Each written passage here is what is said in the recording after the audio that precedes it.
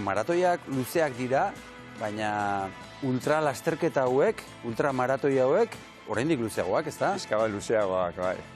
Kilometro dira. Hombre, definizioz ultramaratoiak 52 kilometro horietatik, maratoiak dituen 52 kilometroetatik gorantz edo doazen lasterketa guztiak barne hartzen da. Beraz, izango balira 55 demagun ultramaratoi balitzateke? Ultramaratoi bat izango litzateke, bai. Bueno, batzuk arele badira askoz luzeagoak, ez da? Bai. Luzeena? Egin duzuna? Luzeena, nik egin dudan luzeena, bueno, 268 kilometro egin ditun estatu batuetan arroia nagusian, 7 egunetan. 7 egun? 7 egunetan, denetara 268 ustot izan zirela. Eta lo egiten duzue? Bai. Nik... Baina, izaten da, izango da, lo egiteko tarte gutxi eta erregulatua eta...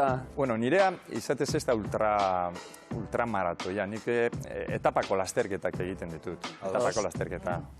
Eta hasita buka segida, maizik eta tartean. Hori da, nik egunero egiten ditu baturra bezala. Egunero kilometro kopuru bat. Joaten da, norban, 30-etik 80-era. Eta gero ja, arratsalde gabaz, kanpamentuetan gaude, eta atzeden hartzen dugu hurrengo egunera. Bale. Bai. Baina, Jon, kontua da ez dela hor geratzen? Gauza da, maratoia ez izatea, baizik eta ultramaratoia edo kilometro gehiago izatea, baina gainera ez da kondizio normaletan. Da kondizio oso muturrekoetan. Aiz, edo irakurri dunik. Esate baterako, aiz ultramaraton lasterketa, irabazi duzu. Bai. Zorionak. Eskerrik asko, bai. Hori ez du edonor irabazten? Bueno, Ez zara edonor. Lan gogorraren... Bai, lan gogorraren errekompensa. Baina, bueno, azkenean pozik nago lehenengoko postu horregaitik, baina azkenean norberak daukan guztia ematen badu eta gauzak ondo irtetzen badia, ezin duzu gehiago ez dut. Otsailean izan zen hau, ez da? Otsailean irabazi zenuen, argituko dugu zer izan zen egin behar izan zenuena ultra aiz maratoi hau? Zer da? Laponia Suediarran egiten da, zirkulu polar artikoan, 5 egun izan ziren, eta denetara 230 kilometro korrika egin ditu. 5 egunetan. 5 egunetan. Elur, izotz? Bai. Begira irudiak. Gehien bat elurra. Elurra aurkitu dut, bai. Izotza gutxi, lakuren batzuk zeharkatzeko ordua, momenturen batzutan, baina bestela elurra. Eta autosufizientzian, horrek zer esan nahi du, Julen?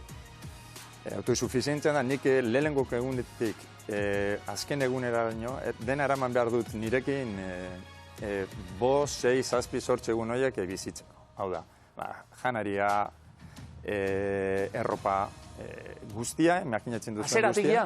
Aseratik lehenengoko egunet. Nik irtetzen azenean, motxilan darama, dana 7 egun horietarako normalean ura izan ezik. Noski, klaro, ezin duzu 7 egunetarako ura zurekin eraman. Baina beste guztia, okurritzen jatzuen guztia, basakua, esterilia, jatekoa, higienea, boti... Benetan? Eta pisu asko ezingo da eraman? Hor bitu, hor norberak erabaki behar du. Azkenean, nik adibidez pisu aurrezten dut janarian. Bai, Janarian, nik dana eramaten dut neurtua. Orduan, klaro, zemate eta neurtuago eraman, pisu gutxiago motxila, baina, klaro, ez daukazu gero jateko orduan, ez daukazu inongo kapritzurik. Adibidez, zer hori da? Normalan, honetara dedikatzen garenok eramaten dugu janari liofilizatua edo deshidratatua. Orduan, iraketzen dituzue poltsa horiek, ura gehitzen diozu, eta itxaroten duzu pizkat, eta, janari horrek ura barne hartzen duenean, handitu egiten da, baina, ez da, dira kaloriak, ez duzu gozatzen. Tramite bat, hori da, jan behar duzulako. Baina, ze sartzen duzu uretan? Ure ez. Ze izaten da, ze janari izaten da?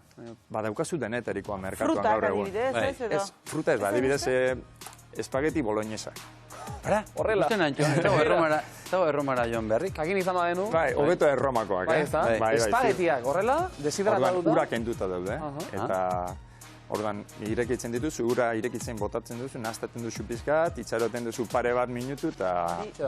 Oso goxoa egongo da hori, Egin berria, Bai. Ez da gitzer, gozoa barik kaloriak. Jan egiten da, beharra dagoenean, Gozea. jan egin behar da eta jan egiten da. Lasterketa oso gogorra, esaten ari zaren baldintzak ikusita, eta temperaturak ere, bai, ez da? Zeropetik oso bera ibilita zaudete? Bai, minus hogeta bozero azpitik, momenturen baten, bai, igual, 30 belduko ginen, bigarren etapa, hor menditontor baten egon ginen aizearekin da, bai, hotza. Olako momentu batzuetan abandonatzeko ideia pasatu zaizu burutik? Bai, nik uste dut lasterketa guztietan. Bai, eta honetan ere. Batez hemen lehenengoko egunean, Euskal Herritik joan nintzen, inongo lan espezifikorik gabe klimatologia aldetik. Egokitu gabe. Hori da, egokitu. Orduan, lehenengoko egunean aurkitu nintzen Arktikoarekin eta plisti-plasta eman zidan aurpegian.